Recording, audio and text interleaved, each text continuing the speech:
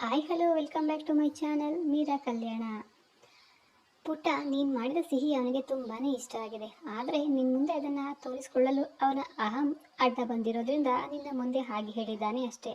ನೋಡಿಲಿ, ಚೆನ್ನಾಗಿಲ್ಲ ಅನ್ನುವವನು ಪೂರ್ತಿ ಹಲ್ವನ ಖಾಲಿ ಮಾಡಿಯೇ ಅವನು ಇದರಿಂದ ಎದ್ದು ಹೋಗಿದ್ದು.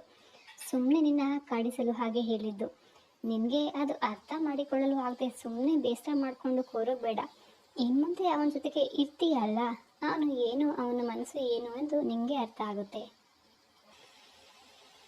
ಸರಿ, ಊಟ ಮಾಡಿ ಹೋಗಿ ಮಲಗು, ನನಗೆ ತುಂಬ ಸುಸ್ತಾಗಿ ಹೋಗಿ ಮಲಗ್ತೇನೆ ಅಂತ ಹೇಳಿ ಅವಳ ತಲೆನೇ ಒರೆಸಿ ತಮ್ಮ ರೂಮ್ಗೆ ಮಲಗಲು ಹೋದರು ಹೇಮಾ ಅವರು. ಅವರ ಮಾತಿಗೆ ಮೀರಾ ಮನಕ್ಕೆ ನೆಮ್ಮದಿಯನ್ನು ತಂದಿದ್ದು. ಊಟ ಮುಗಿಸಿದ ಮೀರಾನ ರೂಪ ಹೋಗಿ ಮಲ್ಗಮ್ಮ ಅಂದರು. ಅವರ ಮಾತನ್ನ ಕೇಳದೆ, ಇಲ್ಲ ಅಮ್ಮ ನೀವು ಹೋಗಿ ಎಂದು ಅವರನ್ನು ಬಲವಂತವಾಗಿ ಮಲಗಲು ಕಳುಹಿಸಿ ತಾನೇ ಅಡುಗೆ ಮನೆಯೆಲ್ಲ ಇದ್ದಂತಹ ಪಾತ್ರೆಗಳನ್ನು ತೊಳೆಯಲು ನಿಂತಳು ಮೀರಾ. ಅಲ್ಲಿಗೆ ನೀರು ಕುಡಿಯಲು ಬಂದ ವಿದ್ಯಾ, ಏನು ಆಗಲೇ ಈ ಮನೆಯಲ್ಲಿ ನಿಮ್ಮ ಯೋಗ್ಯತೆ ಏನು ಅಂತ ಅನ್ನೋದು ನಿಮಗೆ ಚೆನ್ನಾಗಿ ಅರ್ಥ ಮಾಡ್ಕೊಂಡಿರುವ ಹಾಗಿದೆ. ಹಲ್ವಾ ತುಂಬ ಚೆನ್ನಾಗಿ ಮಾಡಿದ್ದೀನಿ ಅಂತ ತುಂಬ ಮೇಲ್ ಹೋಗಿದ್ದೆ ಅನಿಸುತ್ತೆ. ಆದರೆ ನಿನ್ನ ಗಂಡ ನಿನ್ನ ಸರಿಯಾಗಿ ಮೇಲಿನ ಕೆಳಗೆ ಒಂದೇ ಸಲ ಬೀಳಿಸ್ಬಿಟ್ರು.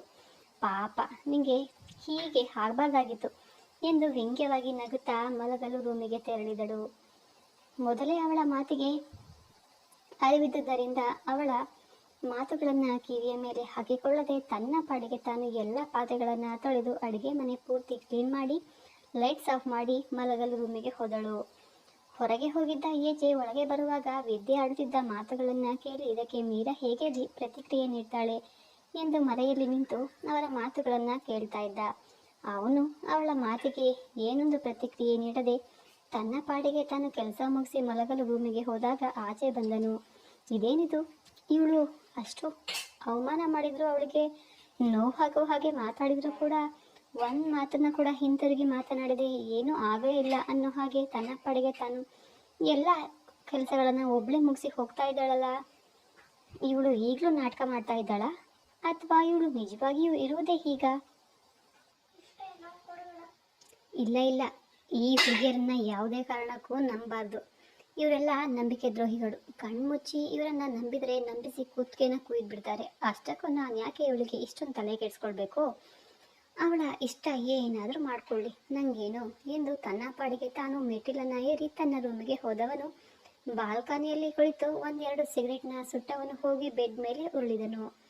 ಇತ್ತ ಮೀರಾ ರೂಮಿಗೆ ಬಂದಾಗ ವಿದ್ಯೆ ಹಾಸಿಗೆ ಪೂರ್ತಿ ಅವಳೇ ಮಲಗಿದ್ದಳು. ಅವಳನ್ನು ಕಂಡು, ನನ್ನ ಪಕ್ಕದಲ್ಲಿ ಮಲಗೋ ಯೋಗ್ಯತೆ ಕೂಡ ನಿಮಗೆ ಇಲ್ಲ ಕಣೆ, ಹೋಗಿ ಕೆಳಗಡೆ ಚಾಪೆ ಹಾಸಿ ಅದರ ಮೇಲೆ ಬಿದ್ಕೋ ಎಂದು ಅವಳ ಮುಖದ ಮೇಲೆ ದಿಂಬು ಎಸೆಯಲು ಅಮ್ಮನ ಮಾತು ನೆನಪಾಗುತ್ತದೆ ಮೀರಾಗೆ. ಯಾರ ಜೊತೆನೂ ಜಗಳ ಮನಸ್ಸು ಬೇಡ ಎಂದು ಹೇಳ್ತಾ ಇದ್ದ ಮಾತು ನೆನಪಾಗುತ್ತದೆ ಮೀರಾ ಏನು ಕೂಡ ಮಾತನಾಡದೆ ತನ್ನ ಪಾಡಿಗೆ ತಾನು ಬಟ್ಟೆ ಹಿಡಿದು ಬಾತ್ರೂಮ್ಗೆ ಹೊಕ್ಕು ಫ್ರೆಶ್ ಆಗಿ ಹೊರಗೆ ಬಂದವಳೆ ದಿಂಬನ್ನು ತೆಗೆದುಕೊಂಡು ಹಾಗೆಯೇ ನೆಲದ ಮೇಲೆ ಲೈಟ್ಸ್ನ ಆಫ್ ಮಾಡಿ ಮಲಗಿದಳು. ಬೇಡವೆಂದರೂ ಕೂಡ ಏಜೆಯ ವರ್ತನೆ ಅವಳ ಕಣ್ಣುಗಳನ್ನು ತುಪ್ಪುವಂತೆ ಮಾಡಿತು. ಅವನ ಬಗ್ಗೆ ಏನು ಕೂಡ ತಿಳಿಯದೆ ಅವನು ತಾಳಿ ಬಂಧನಕ್ಕೆ ಬಲಿಯಾಗಿದ್ದೇನೆ, ಅದೇ ಯೋಚನೆ ಮಾಡ್ತಾ ನಿದ್ದೆಗೆ ಜರಿದಳು ಮೀರಾ. ಬೆಳಗ್ಗೆ ಬೇಗನೆ ಎದ್ದ ಮೀರಾ ಫ್ರೆಶ್ ಆಗಿ ತಲೆ ಇನ್ನೂ ಒಣಗದೇ ಇರೋದ್ರಿಂದ ಟವಲ್ನಲ್ಲಿ ಸುತ್ತಿಕೊಂಡು ಹೊರಗೆ ಬಂದಾಗ ಮನೆ ಕೆಲಸದ ರೂಪ ಬಿಟ್ಟು ಇನ್ನೂ ಯಾರು ಕೂಡ ಎದ್ದಿರಲಿಲ್ಲ. ಅವಳನ್ನು ಕಂಡು ರೂಪ ಅವರು, ಅರೇ ಮೀರಾ, ಏನಮ್ಮ ಇಷ್ಟೊಂದು ಬೇಗ ಎದ್ದಿದ್ದೀಯಾ? ಇನ್ನು ಸ್ವಲ್ಪ ಹೊತ್ತು ಮಲ್ಕೋದು ಬೇಡವಾ?